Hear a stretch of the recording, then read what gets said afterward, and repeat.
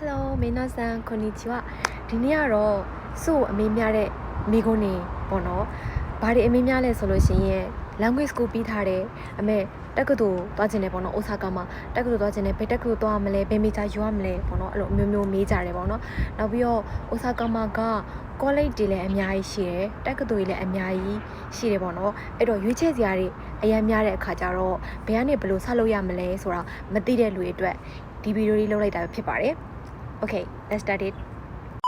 ဆိုတော့စုအစပြောချင်တာကတော့ဒီဂျပန်ကိုပေါ့နော်ဘယ်မြို့မှာဖြစ်ဖြစ်အိုဆာကာမှာဖြစ်ဖြစ်တိုကျိုမှာဖြစ်ဖြစ်ဘယ်မြို့မှာဖြစ်ဖြစ်ဒီ language school နဲ့လာလိုက်တယ်ပေါ့နော် language school နဲ့လာပြီးတော့ language school ပြီးတော့ဒီတက္ကသိုလ်သွားခြင်းတယ်ပေါ့ဘယ်တက္ကသိုလ်သွားရမလဲမသိတဲ့လူတွေအိုဆာကာမှာဆိုလို့ရှိရင်ခိုကူဒစ်ဒိုင်ဂါကူပေါ့နော်ဒီနိုင်ငံပိုင်တက္ကသိုလ်တွေနောက်ပြီးရှီတီစစ်ဒိုင်ဂါကူလို့ခေါ်တဲ့ဒီကိုပိုင်ပေါ့နော်ဒီပုဂ္ဂလိကပိုင်တဲ့တက္ကသိုလ်ဆိုပြီးရှိရပေါ့နော်အဲ့ဒီထဲမှာမှနာမည်ကြီးတာကတော့ခန်းဆိုင်တိုင်းကခုတို့ပြီးတော့ခင်းတိုင်းတိုင်းကခုပေါ့အရန်ခတ်တယ်ပေါ့နော်ပြောမယ်ဆိုရင်တော့သူတို့ဂျပန်နေကြတဲ့မှာတော့အရန်ခတ်တယ်လို့ကြားရတယ်ပေါ့နော်ကိုတငယ်ချင်းတွေပြောပြတာကတော့နောက်ပြီးတော့ဒီရှီရီစ်ထဲမှာဆိုလို့ရှိရင်တခြားအိုဆာကာခဲဆိုင်တိုင်းကခုတို့အိုဆာကာဖန်ကိုတိုင်းကခုနောက်ထပ်အခုစုတက်နေတဲ့ဟန်နန်တိုင်းကခုတို့အများကြီးရှိပေါ့နော်ပြီးလို့ရှိရင်ဒီအိုဆာကာရဲ့အနီးတစ်ဝိုက်မှာရှိတဲ့ဒီပေါ့နော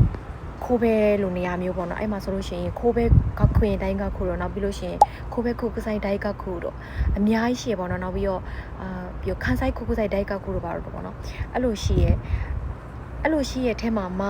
ကိုကဘယ်မေဂျာကိုလိုချင်တာလဲဘယ်ကခုဖို့လိုချင်တာလဲဘာလို့စိတ်ဝင်စားရလဲထားပါတော့ဒီစီးပွားရေးနဲ့ပတ်သက်တဲ့ခဲဆိုင်ခဲကိုစိတ်ဝင်စားရဆိုလို့ရှိရင်စိတ်ဝင်စားရလို့ရှိမယ်ပြီးတော့ဒီစုလိုမျိုး tourism ဘိုင်းကိုစိတ်ဝင်စားရလို့ရှိမယ်နောက်ပြီးတော့ဒီတခြားအမျိုးမျိုးပေါ့နော်ကိုစိတ်ဝင်စားတဲ့ပုံမူတည်ပြီးတော့အဲ့လိုရွေးတက်ကသွေးကိုရွေးချယ်တင်တယ်လို့ထင်တယ်ပေါ့နော်ဒါပေမဲ့အခုစုတက်နေတဲ့တက်ကသွေးမှာဆိုလို့ရှိရင်လည်းဒီခဲဆိုင်ကခုဖို့ရှိရခဲကခုဖို့ရှိမယ်ပြီးတော့ဂျော်ဟိုးပေါ့နော်ဒီ IT ကခုဖို့ရှိမယ်နောက်ပြီးတော့အခု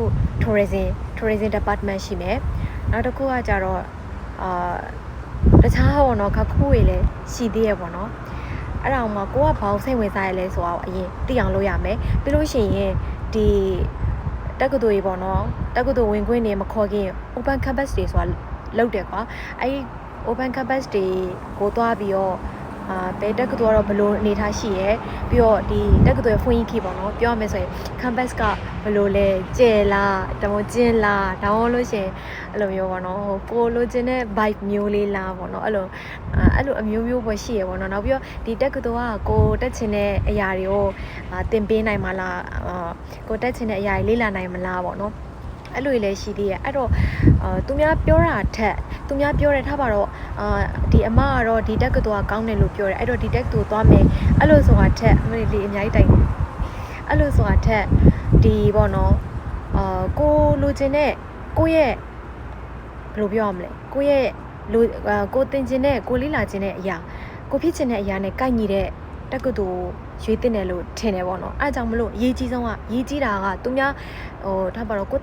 တငယ်ချင်းအောင်ဒီတက်ကတူသွားလို့ဒီသွားလိုက်တယ်ဆိုတာထက်ပေါ့နော်ဒီ open campus တွေကိုအများကြီးတွားကြည့်တင်တယ်ပေါ့နော်ဆိုလို့ရှိရင်လည်းဒီအိုဆာကာမှာရှိရဲ့နာမည်ကြီးပေါ့နော်ဒီဆယ်မွန်ကခိုဒီ college တွေရောနောက်ပြီးတော့အဲ့ဒီ university တိုင်းကခုတွေရောတော်တော်များများကို open campus သွားခဲ့ပေါ့နော်အိုဆာကာမှာဆိုလို့ရှိရင်နာမည်ကြီး ECC တို့အဲ့လိုမျိုးဒီမလားအဲ့လိုဟာမျိုးတွေလည်း open campus တွေတွားကြည့်တယ်တခြားခိုးဘဲလိုနေရာမျိုးတွေပေါ့နော်အိုဆာကာနဲ့နီးတဲ့ခိုးဘဲလိုနေရာမျိုးတွေမှာလည်း open campus သွားအဲ့လိုပေါ့နော် open campus တွေကိုတွားကြည့်ပြီးတော့မှကိုယ့်ဘက်ကိုလို့ဆုံးဖြတ်တာကောင်းတယ်ပေါ့နော်ပြီးတော့တက္ကသိုလ်မှာဆိုလို့ရှိရင်တက္ကသိုလ်နဲ့လိုက်ပြီးတော့အဲ့လိုတောင်းတဲ့ရှိခခုပေါ့နော်လိုအပ်ချက်တွေကမတူတချို့တက္ကသိုလ်ဆိုလို့ရှိရင်EJU 240အထက်တို့နောက်ပြီးတော့ EJU 350မှာအထက်တို့အဲ့လိုမျိုးအများကြီးရှိတယ်ပြီးတော့ဂါခုဖူးနဲ့လည်းလိုက်တယ်ပေါ့ဂါခုဖူးနဲ့လိုက်ပြီးတော့အဲ့လိုတောင်းတဲ့ဟာလည်းမတူပေါ့နော်အခုစုတက်နေတဲ့တက္ကသိုလ်ကြတော့ဒီ EJU 240အထက်ဒါမှမဟုတ်လို့ရှိရင် N2 အောင်ပေါ့နော်တခုမဟုတ်တခုရှင်ရတယ်ပေါ့နော်နောက်ပြီးတော့ဒီတခြားတက္ကသိုလ်မှာဆိုလို့ရှိရင်အဲ့လိုသူတို့တက္ကသိုလ်အတွင်းမှာဒီဒိုင်ကခုအတွင်းမှာမှအဲ့လိုရှိခံနေထပ်ဖြေရရပေါ့နော်သူတို့ကြောင်းကြအဲ့လိုမဟုတ်ဘဲနဲ့ဒီအဲ့ဒီရှိခံနေရဲ့အစားပေါ့နော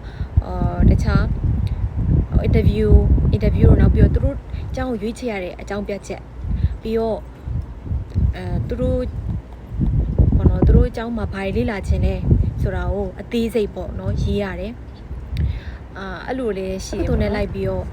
လိုအပ်ချက်တွေကတော့မတူညီဘူးပေါ့နော်ကွဲပြားတယ်အားကြောင့်မလို့ကိုတက်ချင်တဲ့ဘယ်လိုပြောရမလဲကိုစိတ်ဝင်စားတဲ့တက္ကသိုလ်ကိုစိတ်ဝင်စားတဲ့တက္ကသိုလ်ပြီးတော့ကိုစိတ်ဝင်စားတဲ့ major ကိုတွားပြီးတော့အဲ့ဒီတက္ကသိုလ်တွေမှာကျင်းပတဲ့ open campus တွေကိုတွားကြည့်ပြီးတော့ထုတ်ဖြတ်တင်တယ်လို့ထင်ပါတယ်